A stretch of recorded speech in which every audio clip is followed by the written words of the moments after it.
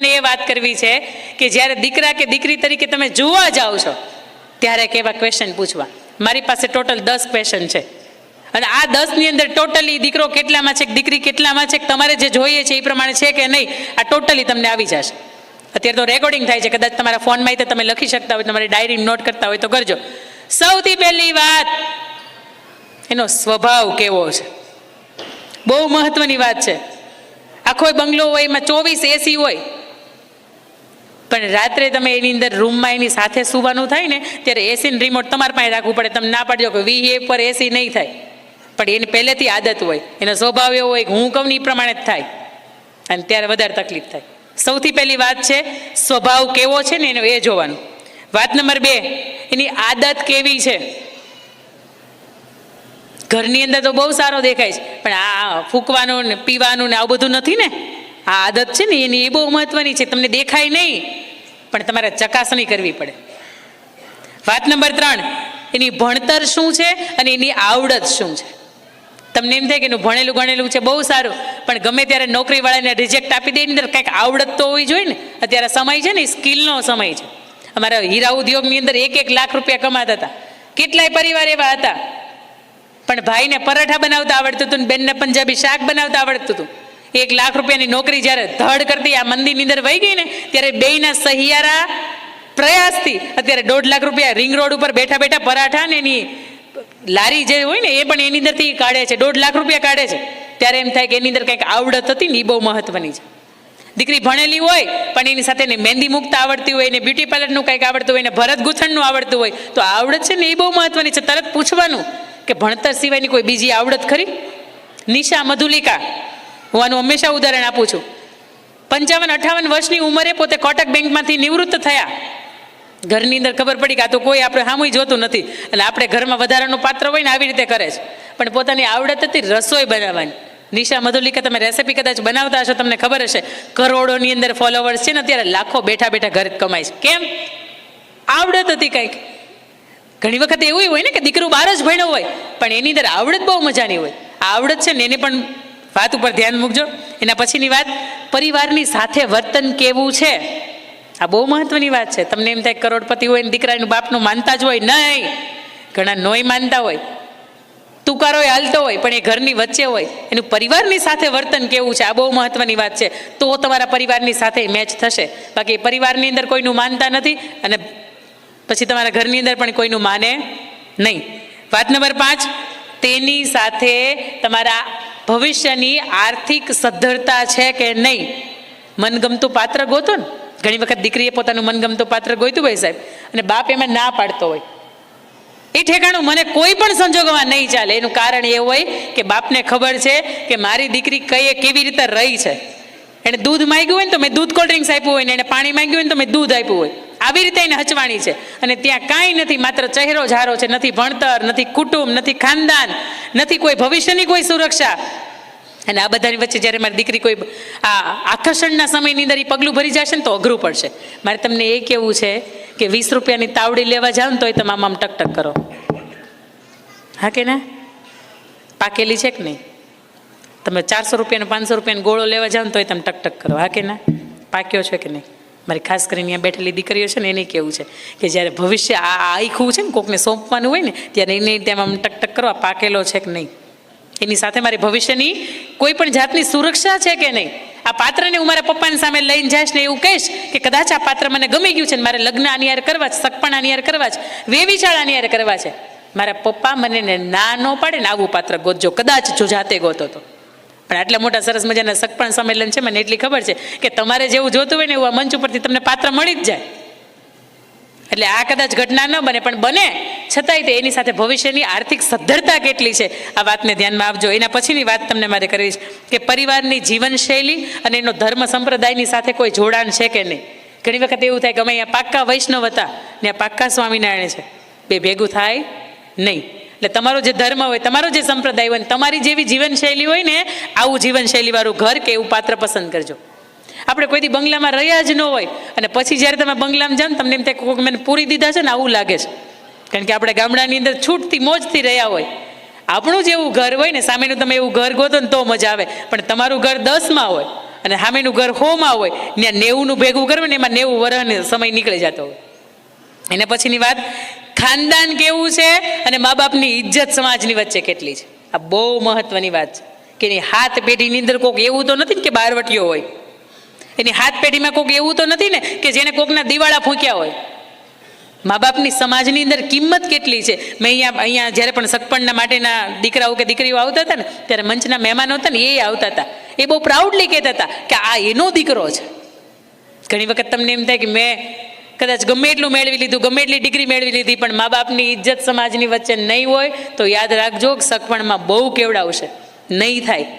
તમે 1 લાખના હોય પણ ઘણી વખત એવું બનતું હોય કે આપણા પેઢીમાંથી કોઈ એવું કામ કોકનું થઈ ગયું હોય, કોકની હત્યા કરી નાખી હોય ને તમને એમ થાય કે દીકરાનું કંઈ થાય એમ. મેં તો ત્યારે 50-55 વર્ષના પુરુષો એવાય જોયા હોય કે રેપ કેસની અંદર આવતા હોય.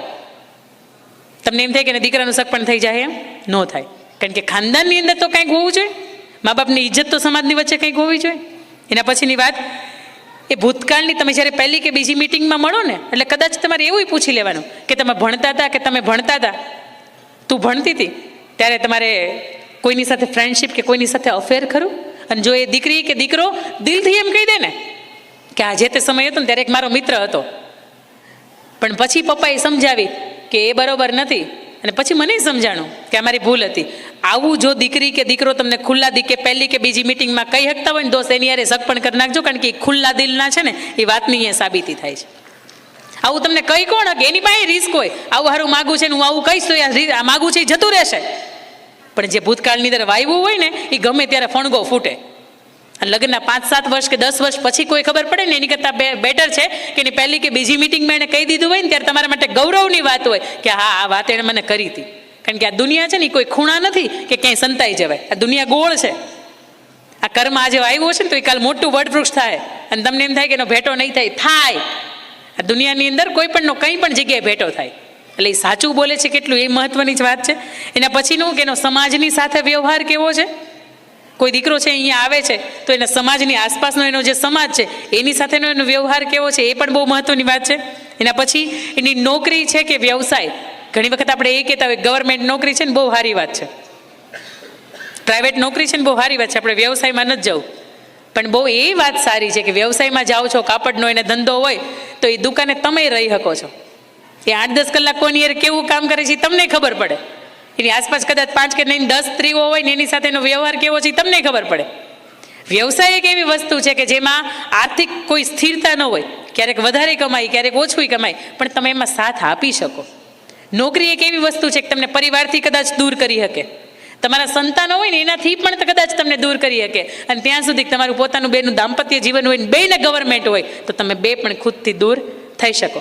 પણ તમારી આ કેપેસિટી હોય કે નહીં હું દૂરે રહી શકું તો નોકરી એની અંદર ખાસ કરીને પ્રાઇવેટ કે પબ્લિક સર્વન્ટ અને ખાસ કરીને વ્યવસાય, આ 3 બાબતમાં જ્યારે જોવો છો ને ત્યારે 3 બાબતમાં એ પણ જોજો કે નહીં હું પરિવારની વગરની રહી ન શકું, મારા સંતાનો વગરની રહી ન શકું, મારા મા બાપથી વધારે દૂર રહી ન શકું. ઘણા ચાઇનાના દીકરા હતા, ઘણા દુબઈના દીકરા હતા, તમને દેખાવમાં સારું લાગે, એ 15 દી ત્યાં રહીને આવો ને તો ખબર પડે કે ના ના મને તો મારું ઘર નજીક છે ને એ જ ગમે છે.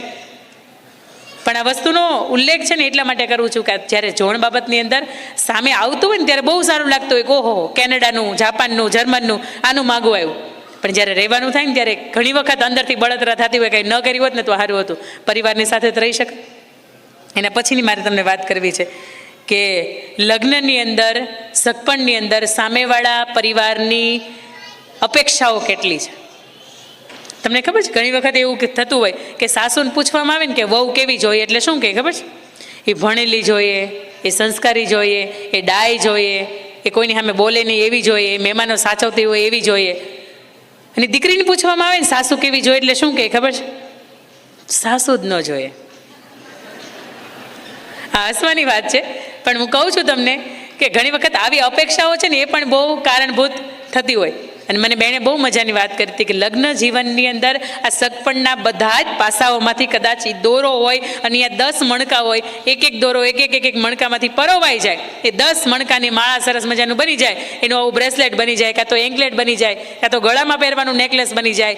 એટલે લગ્ન જીવન તમારું ગોઠવાઈ જાય એક પરિવારની સાથે, એક સંપ્રદાયની સાથે, એક સમાજની સાથે, એક વ્યક્તિની સાથે રાત દિવસ તમારા નક્કી થઈ જાય, તમારું સરનામું બદલી જાય, દીકરી હોય તો આગળની પાછળનું નામ બદલી જાય. એ ઠેકાણું વ્યવસ્થિત થયા પછી તમે તમારો ધંધો હોય તો એની અંદર 1000 દિવસ ભૂલી જાઓ છો. બોલો હા કે ના? સેટ થવામાં કે રોકાણને પાછું મેળવવામાં તમે 1000 દિવસ ભૂલી જાઓ છો કે 1000 દિવસ તો ચડતી પડતી આવશે. નવું પાત્ર જ્યારે ઘરની અંદર આવે ને ત્યારે એને તે ઓછામાં ઓછા 2 થી 3 વર્ષનો સમય આપવાનો કે સેટ થઈ જાય. તમે કેટલી ધીરજ રાખી શકો? દૂધ તમે સાંજે મેળવો તો રાતે 4 વખત ઊંચું કરો, છીબું આમ દૂધ મળ્યું કે નહીં, જયું કે નહીં. તમને વિશ્વાસ છે ને કે દૂધ સવારમાં મળી જ જશે, એ જવી જ જશે. એમાં લેક્ટોબેસિકસ બેક્ટેરિયા છે ને એનું કામ કરશે જ તે. તમે કોઈ પણ છોડ હોય ને, સૌરાષ્ટ્રની અંદર તમે એક છોડ લઈ આવો, એની માટી હોય પોતાની, એનું ખાતર હોય, અને એ છોડને જ્યારે તમે અહીંયા વાવો ને તો શરૂઆતમાં તમે તુલસીનો છોડ જોયો હશે કે 2 દિવસ એ નરમાઈ જાય, 2 દિવસ તમને એમ થાય કે લસાઈ ગયો, આ ઉગશે કે નહીં. પણ એની માટી ફાવી જાય, એનું ખાતર ફાવી જાય, એને અહીંનું પાણી ફાવી જાય, અને પછી છે એ છોડ ઉગે, એમાંથી સરસ મજાના ફૂલ આવે. કે એની અંદર તુલસીનો છોડ હોય તો માંજર આવે. પણ થોડોક સમય એને અહીંયા સેટ થવા દે ને, એના માટે થોડોક સમય લાગે. મેકઅપ એ કર્યો હોય ને તો એ એવું કે તમે થોડીક વાર હલતા નહીં એટલે મેકઅપ એની રીતે સેટ થઈ જાય. તો માણસને સેટ થવું છે, પેલા માણસ સમય ન લાગે. તમે ધંધો કરો તો એની અંદર તમે અમુક દિવસ ભૂલી જાઓ છો. તમે કોઈ પણ કામ કરો તો એની અંદર તમે ત્યાં સુધી કે નવા તમે ચપ્પલ લ્યો ને 500 રૂપિયાના તો એ કઠે, અને જીવનની અંદર નવો સંબંધ બંધાય ને તો જીવનમાં એ કઠે. પણ એ 500 રૂપિયાના ચપ્પલ કઠે ને છતાંય આપણે કોઈને દઈ નથી દેતા. આપણે 2 વખત 5 વખત 10 વખત એ ડંખ પડે ને છતાંય પહેરીએ છીએ. તો એ 500 રૂપિયાના ચપ્પલ સ્વીકારી લઈને ભલે માણસ આખી જિંદગીનો સંબંધ કેમ આપણાથી સ્વીકારાતો નથી? શરૂઆતમાં એ કટશે, પણ તમે એને સ્વીકારી લેશો ને તો એ કઠવાનું બંધ થઈ જાય. વાત અહીંયા હું કરું છું કે લગ્નના માંડવે સરસ મજાનો મંડપ આવે